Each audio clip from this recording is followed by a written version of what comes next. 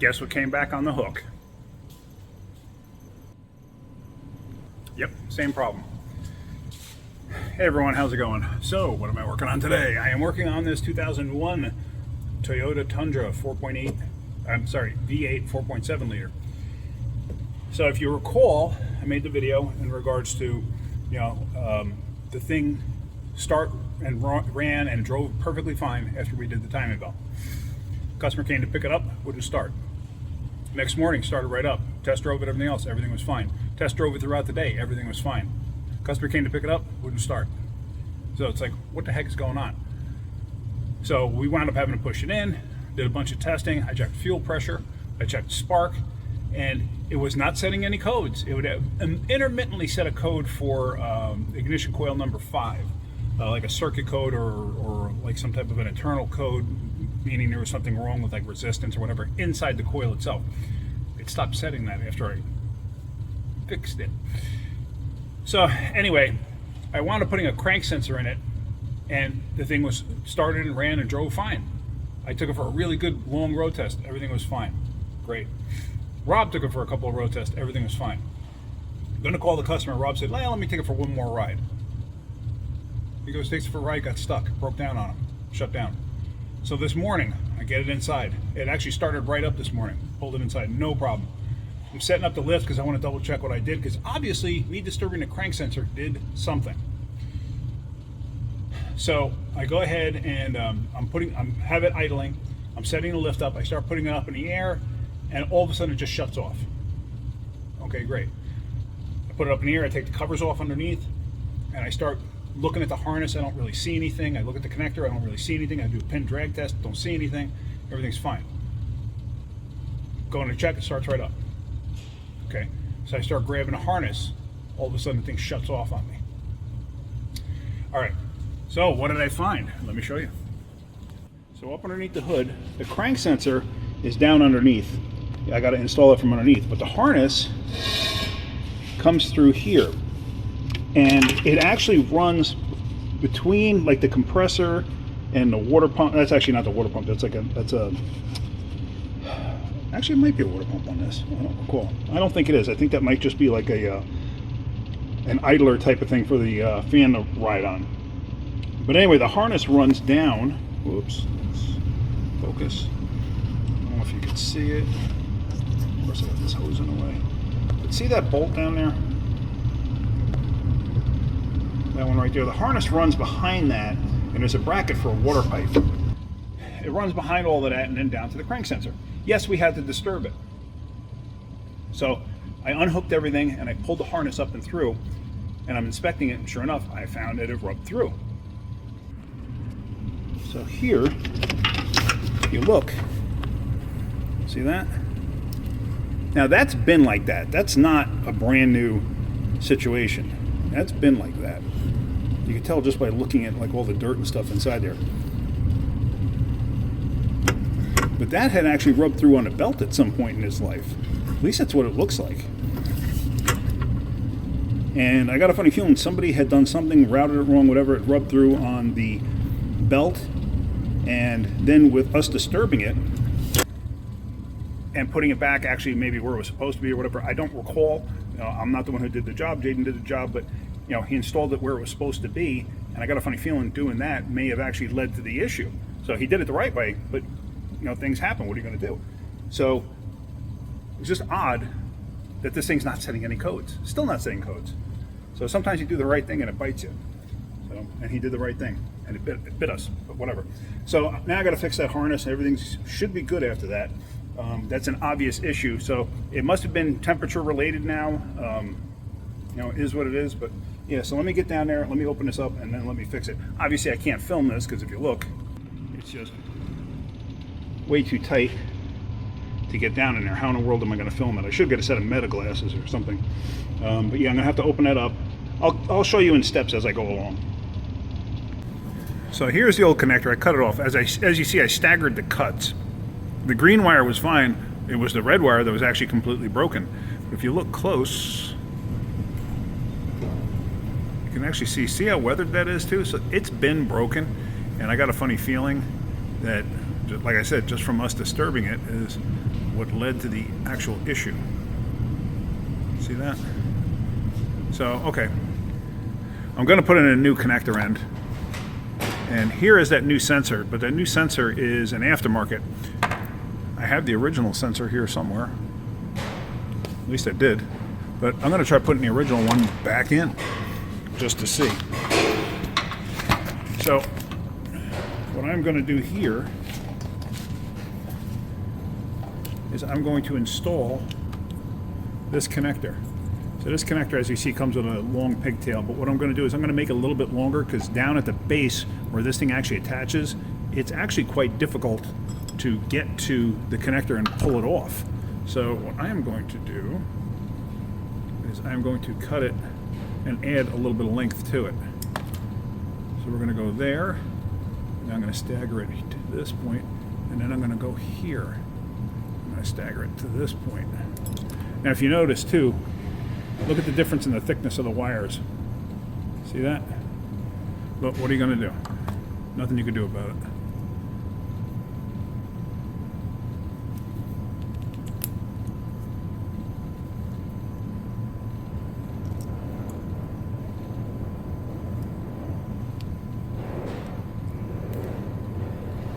Alright, so we're going to do it like that. Now let me go get some some solderless butt connectors. I have these, but these may actually be too small for this wire. Let's see. I prefer to go with whatever the smallest connector I can get to fit. That's what I usually prefer to go with. So these are just too small.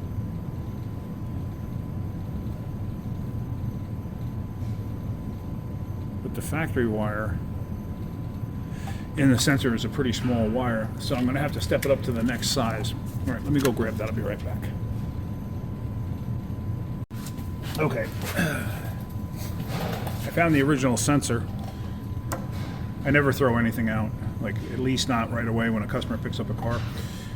So here I got slightly larger connectors. What the heck did I... Yeah, there it is. Stuff could be in front of me and I forget where it is. So just like that.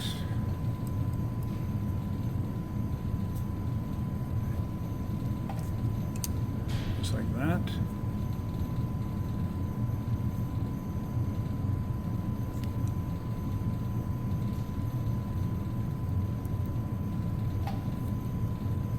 Just like that. See that? Okay. So now what I'm going to do is I'm going to take my heat shrink and two pieces here. This is marine grade heat shrink. It's got the glue inside, so the glue will seal the connection that I make. So from here we're going to connect this into the car. I'm not sure what I'm going to be able to show you, but let's go for it.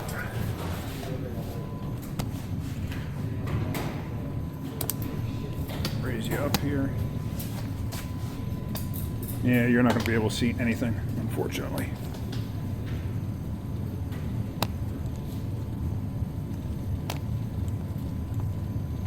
At least I don't think you're going to be able to.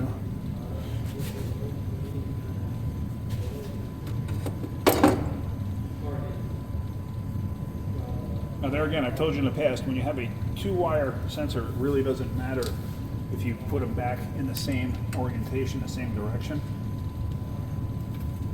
I gotta get a headlight on because I'm having a hard time seeing here. So hang on 1 second.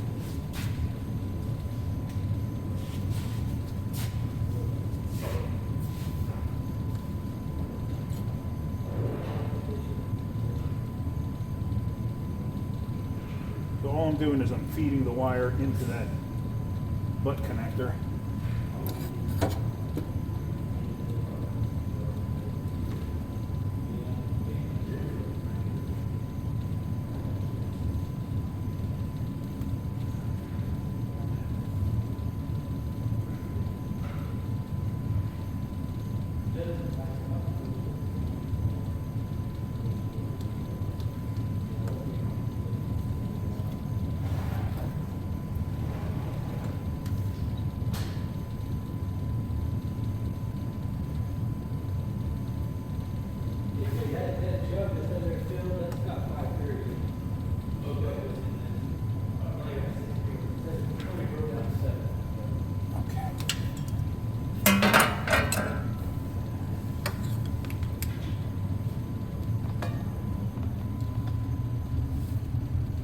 can see I just did the crimps. So now, can you actually see? You can see it. So now I'm going to put the heat shrink in place.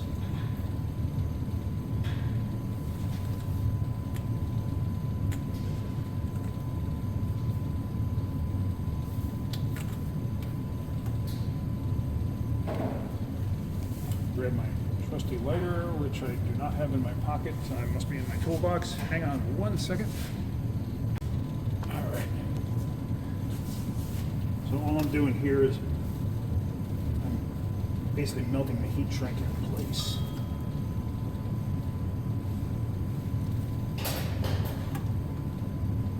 Or shrinking the heat shrink in place, or whatever the heck you want to call it. You know what I mean. And anytime you're using an open flame, please be mindful of possible gas leaks or anything like that so you don't start a fire. Be mindful of what's around you so you don't start a fire.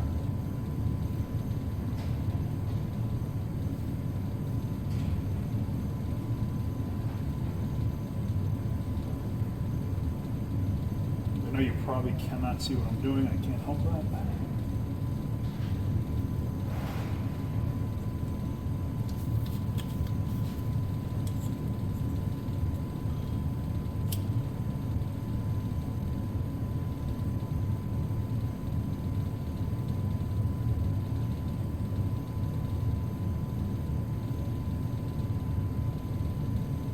Okay. So now that should be all good. See that? So now what I'm going to do is I'm going to grab electrical tape. I'm going to wrap the wiring with electrical tape and stick it back in this loom. And then we're going to feed it back down. And there you go. It's all set and ready to go. So let me feed this down and through, and then I'll show you that once it's done, because there's no way I'm going to film that. And I'll show you from underneath when we put the crank sensor back in. Okay, so I just want to show you, there's the original crank sensor. There's the harness, I routed it, and it's up behind and away from the belt. I know it's kind of hard for you guys to see it, but it's up against the block, or the bracket there for the AC, but at least it's away from the belt, because I originally think that what happened was that was not routed correctly and was touching the belt, and then when Jaden routed everything correctly, not seeing the cut in it, which is very easy to miss, it wound up grounding against the bracket. So anyway, so I have it routed a little bit differently, but and I zip tied it out of the way, so it should be good. Let me put the shield back on and I'll show you up top, and then we're gonna road test this. So back underneath the hood, you can see I have it routed out of the way there. See that? And that's about the area where that cut tubing is, where it had at one point, I guess, rubbed through either on the AC compressor or on the belt. I don't know. It's hard to say. But I have it routed slightly differently because I have a longer connector at the bottom there. So that was probably down below. Now the wild thing is too, the wire was actually broken. I mean, it was physically broken in two. So once I tugged on it, it snapped right apart. So let's see if it'll start. Oops.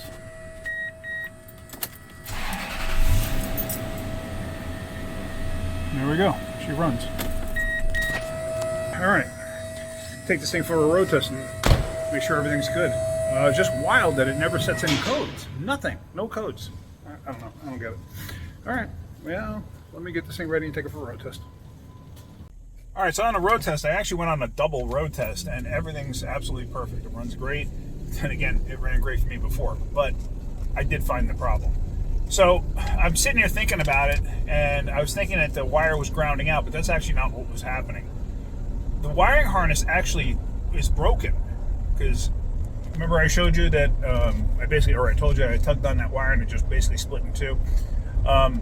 So the more I think about it, the more I think that it was coming apart. That's when the customer was picking up that issue with a drivability problem. That's why they brought it in initially. And then they brought it in just to do the timing belt because it was a maintenance item. And then when Jaden routed the harness in the correct manner, I guess just for whatever reason, it was fine, and then all of a sudden it went open.